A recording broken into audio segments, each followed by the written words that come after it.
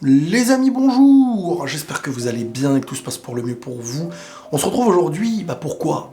Pour parler de Dragon Ball Kakumei. Dragon Ball Kakumei, qu'est-ce que c'est? C'est un manga fait par des fans. 3 personnes. Je nommerai Darko, le scénariste, avec Rinko en scénariste aussi, et Poisson Labo en dessinateur. Je pense que vous êtes beaucoup à connaître Dragon Ball Kakumei, que je suis l'un des derniers, peut-être même dans l'histoire. Mais il fallait que j'en parle, il fallait que je fasse un retour là-dessus sur la chaîne Réaction Gaming. Parce que c'est intéressant. Parce que c'est intéressant et parce qu'aujourd'hui, j'ai eu une réflexion et je me suis dit, honnêtement, sincèrement, j'ai essayé Dragon Ball Super. Et honnêtement, j'arrive plus.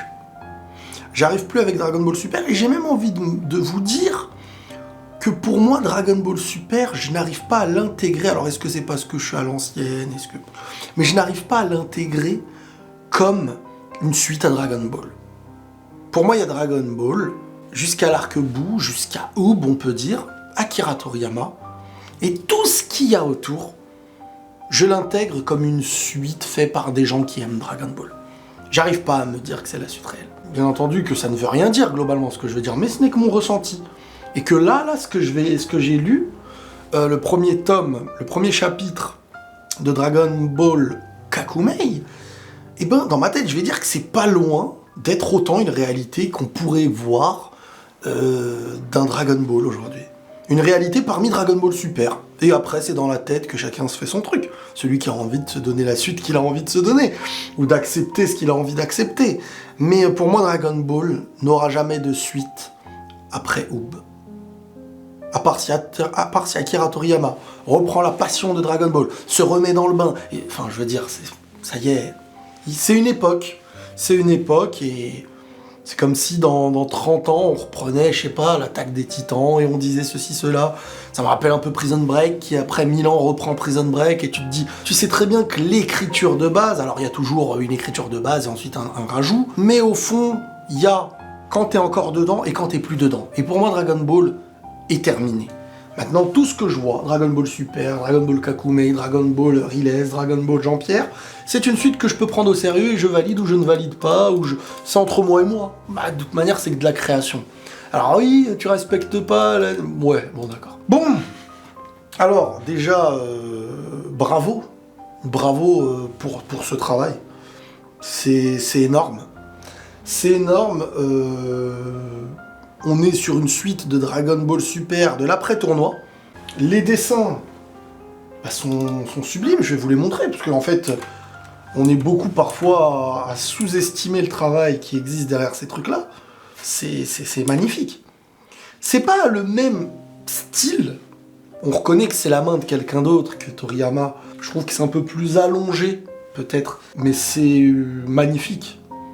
Et ceux qui sous-estiment ces dessins, allez relire les pages et regardez ce qui peut se faire chez certains mangaka. Hein. Parce que pour moi, le mec, alors en plus on m'a dit qu'il est très jeune, il y a 1 an ou 1 an et demi, il avait 16 ans, il doit avoir 17-18 ans, le poisson je sais plus quoi. Attendez, je vais pas manquer de respect, on va bien dire son nom. Poisson Labo, Chapeau l'artiste, je sais pas s'il est tout seul à dessiner, mais en tout cas, les 3 noms qui reviennent, c'est donc ceux-ci. Alors, on est sur une suite de Dragon Ball Super après le tournoi du pouvoir. Ce que je trouve intéressant, c'est qu'on met pas de côté ce qui a existé, mais on avance avec les infos et tout ce qu'on nous a donné. Parce que quand on lit Dragon Ball Super, on est sur une suite, nouvel arc, et au fond, presque, on oublie ce qu'on a créé. Moi, j'aime bien quand on crée pour faire perdurer dans les arcs suivants, des nouveaux persos qui ont un intérêt. Ils sont pas juste créés et on leur dit bye bye, ils reviendront quand on galérera en termes d'idées. Vous voyez ce que je veux dire? Donc, il va y avoir un événement qui va bouleverser le cours de l'histoire et c'est mis en avant dès le début du premier chapitre. Et ce qui est intéressant, c'est qu'on s'imagine, nous, que ça va être le combat Goku-Beerus. Goku-Beerus qui nous fait un combat final de l'après-entraînement qu'ils ont eu, digne de ce nom. Alors, il y a de l'exagération, et parfois peut-être trop d'exagération. C'est bien de mettre de la force, de l'énergie, tout explose, mais quand tout explose trop, tu te dis comment tu vas mettre en place les prochains combats de l'œuvre. Il faut prendre en compte l'énergie max d'aujourd'hui, et c'est pour ça que beaucoup de créateurs, des fois, font descendre l'énergie des persos, parce qu'ils se disent, ça y est, on les a mis à un tel niveau, que soit pour leur mettre un adversaire au niveau, il va falloir bien expliquer le truc, soit de quelle manière tu vas les faire augmenter, soit dans quel style de combat et dans quel environnement leur combat va pouvoir exister. Et là, quand tu vois le Goku actuel et le Beerus, comment ils se bagarrent, avec des planètes qui explosent comme des cailloux qui exploseraient. À l'ancienne, Goku Vegeta, c'était des rochers qui explosaient quand ils se battaient. Aujourd'hui, Goku Beerus, quand ils se battent, des planètes explosent et pas qu'une. Alors, je me dis, bon, ok, alors ils peuvent plus se battre sur Terre, parce que si on utilise l'énergie maximum, la planète ne survit pas, étant donné que des planètes explosent dans l'espace quand ils se battent. Donc est-ce qu'il va y avoir une diminution de pouvoir expliquée par telle ou telle raison? Ou alors, de quelle manière les combats qui seront surpuissants vont s'expliquer? C'est là où, des fois, on trouve du charme au petit combat de Goku quand il était jeune dans Dragon Ball, quand il se bagarre, parce que il est à un tout petit étage, dans des petits tournois, des trucs techniques, et c'est très intéressant. Alors que parfois, il y a beaucoup plus à raconter dans des combats où tu n'as pas Kamehameha, machin, truc et tout, que dans des combats où tu as un power-up exagéré. Je sais pas si vous voyez ce que je veux dire. Alors là, c'est pas un reproche envers Kakumei, mais plutôt comment on fait avancer les combats. Et est-ce qu'on travaille plus sur des combats quand on est toujours dans le power-up, ou alors lorsqu'on doit développer une stratégie pour gagner? À l'ancienne, ce que je trouvais qui avait du charme, c'est qu'on était beaucoup dans la stratégie pour gagner, et aujourd'hui, beaucoup plus dans nos héros vont mourir, ils sont en difficulté, power-up. C'est toujours le même scénario. Après, tout dépend comment c'est amené, et on connaît bien. Donc, je vous disais, l'événement qu'on imaginait bouleverser cette histoire, c'est vraiment l'idée. Déjà au début, voilà, Goku se bat, il y a des tremblements de terre, hein, enfin Goku et Beerus, et il y a des tremblements partout dans les univers. Donc un combat de Goku, vous imaginez, si Goku et Beerus, là, au début de cette histoire, se battent, et les univers tremblent, alors il va y avoir à un moment donné un ennemi. Cet ennemi, tu devras l'affronter. Je n'ai pas lu plus du chapitre 1, mais quand tu vas devoir l'affronter, si les univers tremblent quand Goku et Beerus nous montrent le début de leur pouvoir, parce qu'il risque d'y avoir augmentation dans les pouvoirs, normalement, si l'histoire avance et tout, ou pas, après tout dépend comment on amène le scénario. Comment on va expliquer? Je veux dire que demain tu vas te battre contre plus fort, tu vas devoir utiliser beaucoup plus d'énergie, donc tout explose. Si les univers tremblent, à chaque combat, les univers trembleront, à moins d'une diminution de quelque chose. Bon, je fais du blabla pour vraiment expliquer le fait que l'excès de puissance, 1 milliard de planètes qui se détruisent, ça montre l'énergie, la puissance, mais comment on veut expliquer les prochains combats, déjà. Ensuite, ce que j'aime, c'est le fait de garder les univers différents. Rester sur le grand prêtre, Beerus, Whis, on nous met en place Beerus depuis le début, donc voilà, Beerus mène aux autres univers, qui eux aussi ont leurs univers jumeaux, je sais pas quoi, etc., etc. Le tournoi du pouvoir qui mène à le vœu final qui est censé mener à une suite, normalement, et voilà. Et là, à la fin, on se rend compte qu'il y avait un univers, alors que tous les univers ont été rétablis à travers un vœu, et qu'il y avait un univers secret. Alors ça, c'était un petit peu les théories aussi qui existaient à la fin de Dragon Ball, enfin la fin du tournoi du pouvoir, par rapport au questionnement de qui était le plus fort. Rappelez-vous, quand on avait fait, ils avaient dit il y avait 3 personnes moins fortes ou plus fortes, ou je me rappelle plus exactement ce qui avait été dit. Bref, après on parlait, on a commencé à inventer même des univers, en se disant, attendez, il y avait combien d'univers avant? Bref, j'ai l'impression qu'ils se sont inspirés de toutes ces théories pour faire cette suite.